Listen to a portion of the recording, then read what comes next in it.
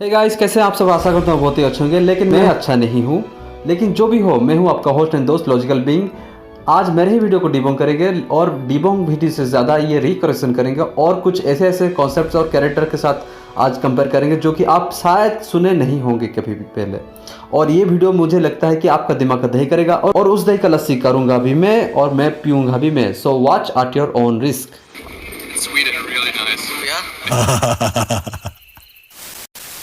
Okay, jokes aside दोस्तों, सच में ये वीडियो बहुत ही वेड होने वाली है। दोस्तों, मैं चाहता हूँ कि इस वीडियो को आप पूरा देखिए प्लीज़, क्योंकि यहाँ पे मैं वर्सेस कम्युनिटी को कुछ नया कॉन्सेप्ट देने वाला हूँ जो कि पहले से था लेकिन किसी ने इसके ऊपर ध्यान नहीं दिया इसके बारे में। सो अभी ज़्यादा देरी ना करते हुए वीडियो की तरफ बढ़ते हैं। Let's get into it. ゼウス様自ら消してしまわれるそうです。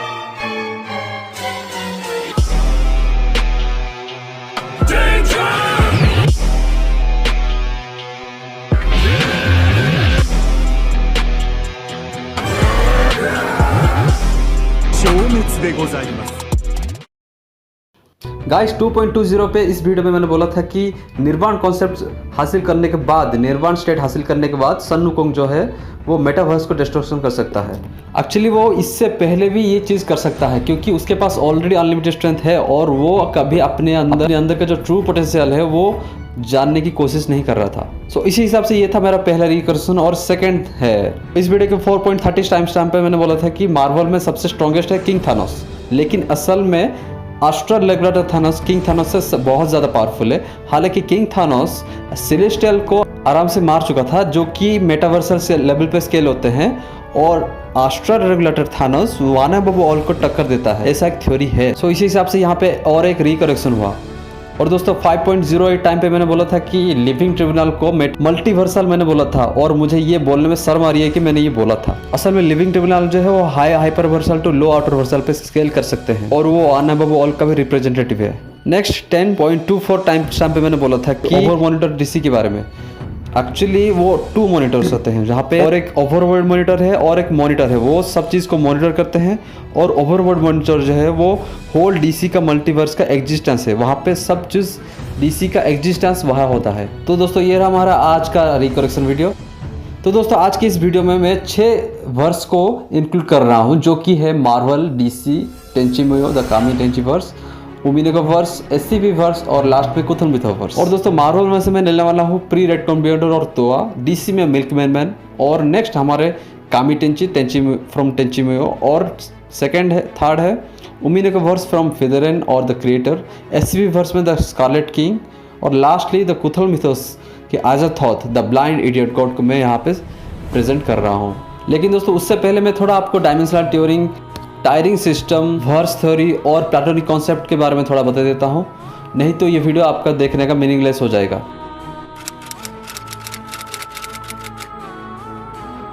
तो दोस्तों जैसे कि आप सब जानते हैं कि मॉडर्न साइंस के हिसाब से फिक्शन में भी कहीं जगह 10 डायमेंशन टू 13 डायमेंशन और कहीं जगह 26 डायमेंशन की बात किया गया है। तो लेकिन इंडियन फिलोसफी के हिसाब से ये डायमेंशन थ्योरी पूरी तरह से अलग है। तो आप सब जानते होंगे कि जीरो डायमेंशन कैसा दिखता होगा। जीरो डायमेंशन जहाँ पे मैटर का एग्जिस्टेंस नहीं है बिल्कुल, मतलब वहाँ पे ना लेंथ होगा, ना विड्थ होगा, ना हाइट होगा।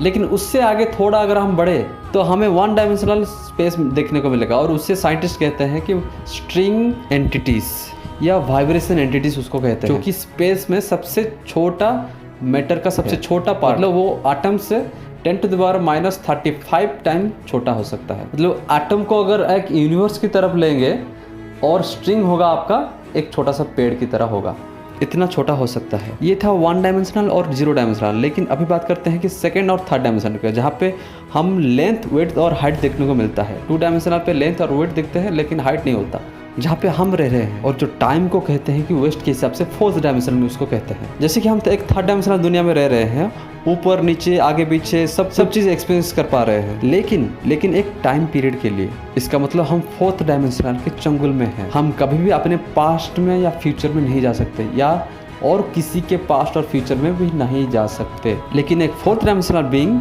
वो टाइम को रिवर्स, फॉरवर्ड, बैकवर्ड और टाइम के एंड में भी जा सकता है, मतलब टाइम के स्टार्टिंग पॉइंट पे भी जा सकता है। नेक्स्ट आता है 5th dimensional beings. 5th dimensional कैसा होता है?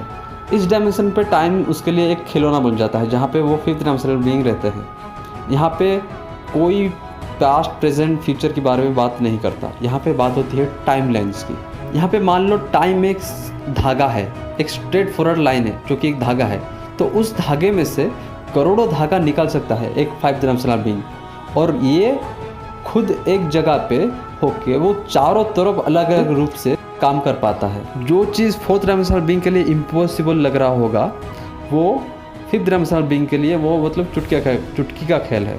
मतलब 4th डायमेंशनल बीइंग सिर्फ एक बंदे का पास्ट फ्यूचर या फिर टाइम के स्टार्टिंग में और एंडिंग में जा सकता है, लेकिन 5th डायमेंशनल बीइंग क्या कर सकता है, वो अपने ही रूप को हज़ारों रूप में मतलब परिवर्तित करके वो करोड़ों जगह पे एक साथ हो सकता है और टाइम के वेरियस डिफरेंट वे में वो खेल सकता है टाइम को।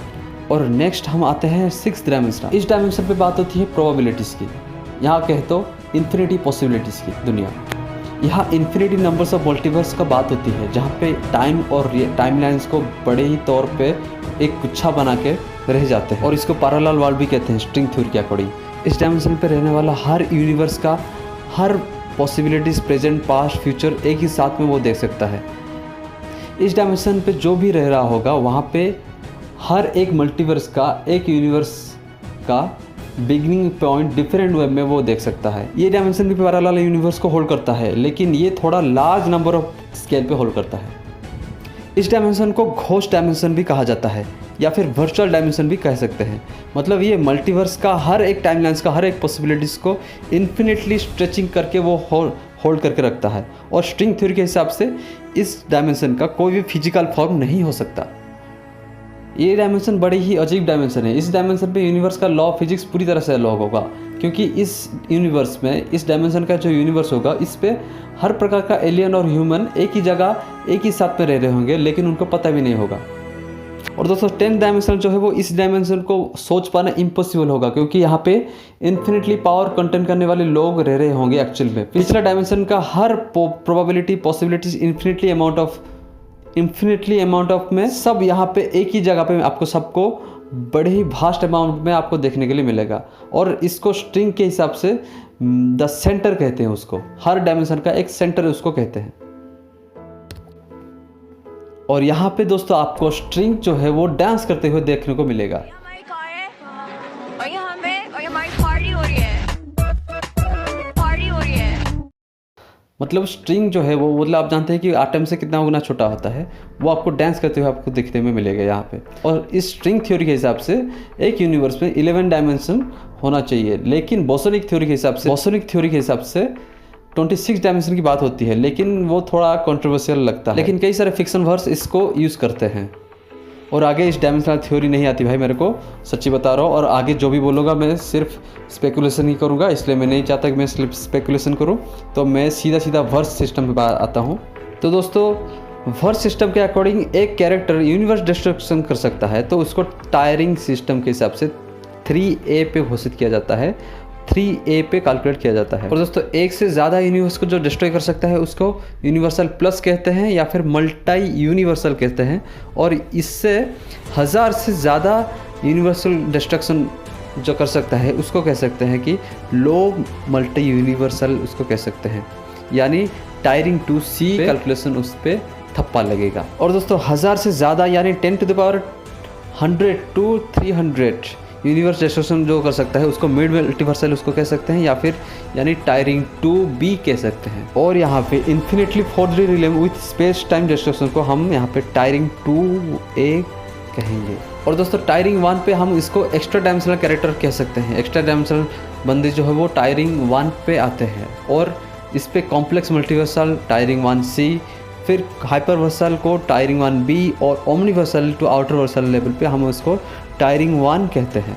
और दोस्तों ये थ्योरी भी है कि एब्सोल्यूट इन्फिनिटीज़ को टायर 0 या बाउंडलेस कहा जाता है, मतलब वो ऑल लेवल ऑफ इन्फिनिटी को कंप्लीटली सरपास करता है। लेकिन दोस्तों यूनिवर्सल टू ओमनीवर्सल और आउटर वर्सल के अंदर बहुत सारे वर्सेस रह रहे हैं, जो कि आपको ये टर्म्स आपको जानने चाहिए, जैसे कि universe to multiverse, multiverse to metaverse, metaverse to megaverse, और megaverse to xenoverse, xenoverse to hyperverse, और हाइपरवर्स टू ओमनीवर्स पे स्केल हम करते हैं। और ओमनीवर्स से जो भी बाहर निकला उसको कहते हैं लो आउटर वर्सल या फिर आउटर वर्स उसको कहते हैं।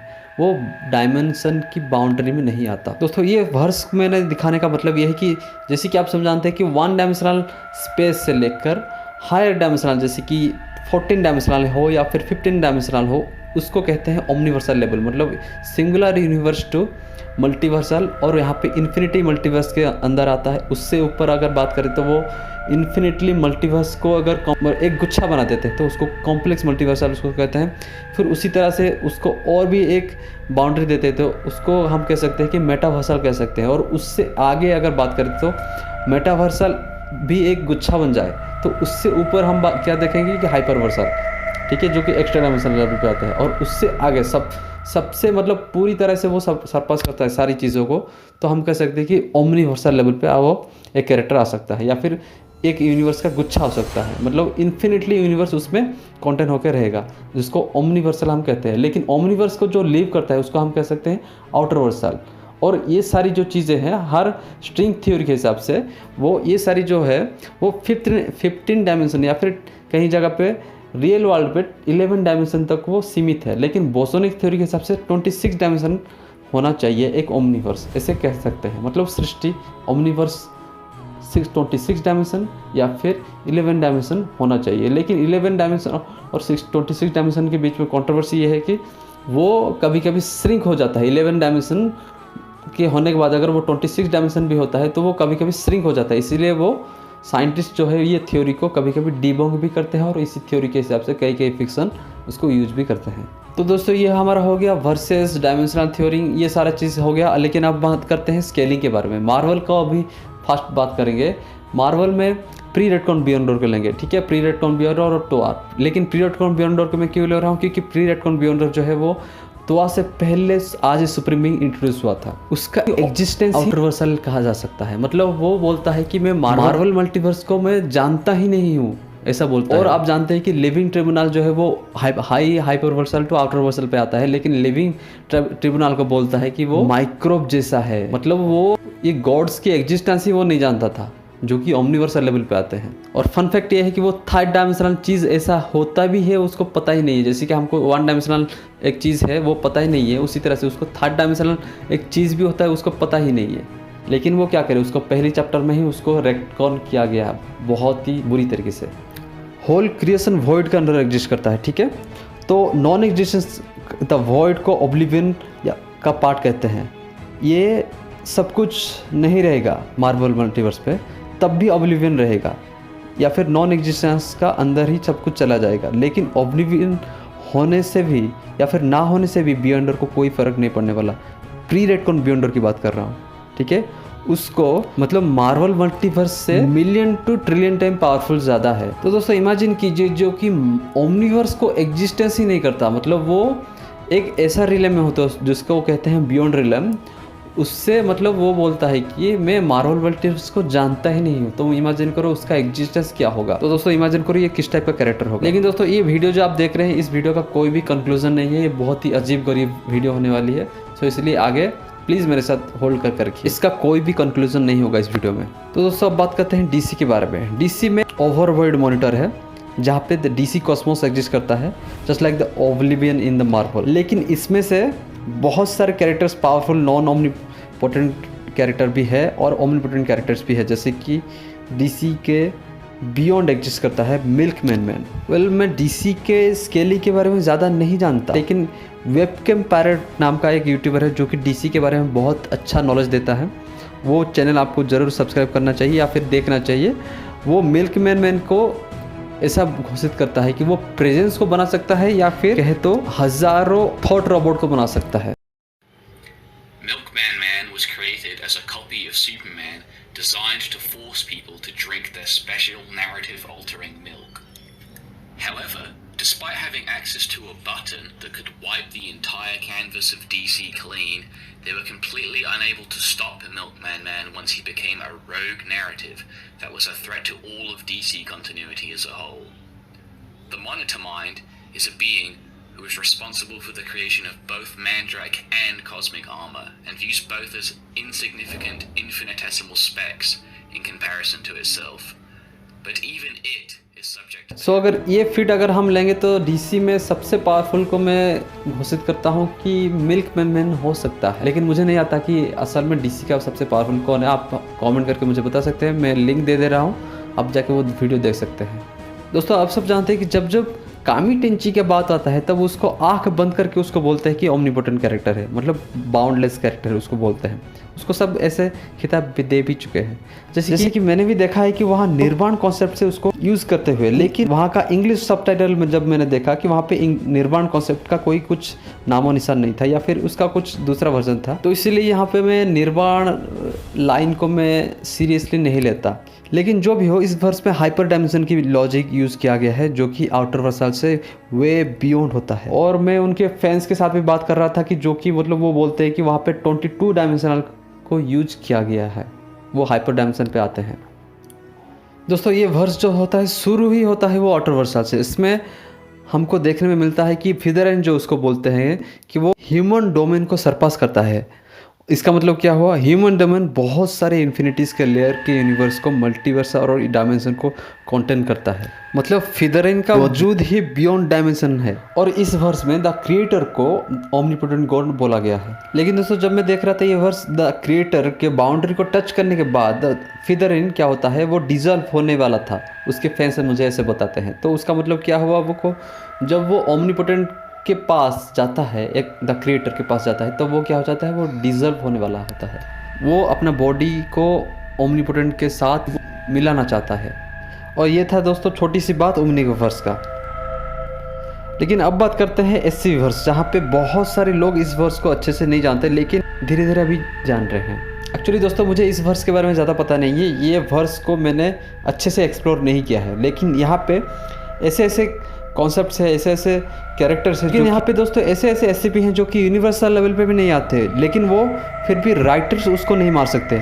फिर यहाँ मैं सोचता था कि सबसे स्ट्रॉन्गेस्ट एससीपी जो है वो स्कारलेट किंग है। लेकिन क्यों ऐसे मैं सोचता था, क्योंकि स्कारलेट किंग के बच्चे जो है वो लो यूनिवर्सल कैरेक्टर्स को चुटकी में मार सकते हैं। लेकिन मैंने फिर सुना कि स्कारलेट किंग से भी ज़्यादा बहुत सारे पावरफुल एससीपी हैं, जिसको कहते हैं कि SCP-3812 और फिर और भी बहुत सारे एससीपी हैं जो कि बहुत सारे पावरफुल है। लेकिन इसलिए मुझे पता नहीं उस वर्स के बारे में, बहुत ही अजीब व गरीब वर्स है वो।